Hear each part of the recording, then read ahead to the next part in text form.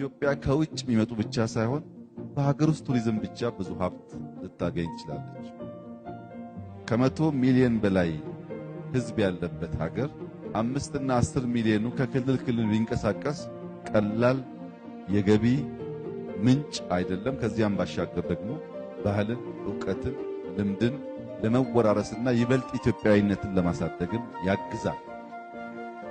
የጋራ የሆኑ በጣም በርካታ የሚነገሩ ታሪኮች ስላለን ለምሳሌ አባይ የጋራ ነው። 10 ምናምን ጅረቶች ካልገቡበት አባይ ሆነ። ያን አባይ በጋራ አጉልተን መናገር እንችላለን።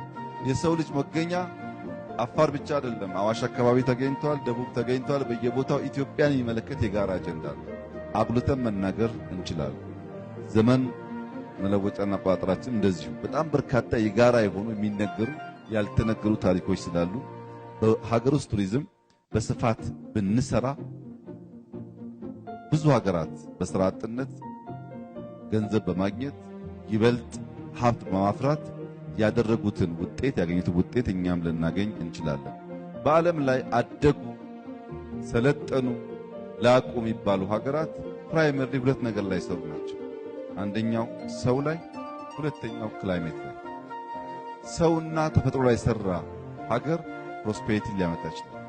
ፒፕል እና ፕላኔት ላይ በመስራት ፕሮስፔሪቲን ማረጋገጥ ይቻላል። ኢትዮጵያ እጅግ ውብ ሀገር ናት። የምትበለጽግ ሀገር ናት። 30 ሚሊዮን ተማሪ ያላት ሀገር ናት። የአፍሪካ የፓወር ሃውስ ናት።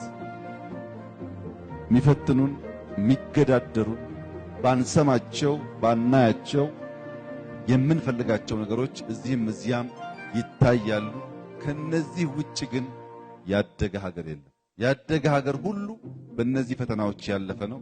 ሰብሰብ ብለን መሬት ረግጠን ሳንንሳፈፍ ሪያሊስቲክ ሆነን ሀገራችን ወደን በተደመረ መንፈስ ብንሰራ የበለጸገች ያማረች ለአፍሪካ ሁሉ ኩራት የሆነች ሀገር መፍጠር እንችላለን።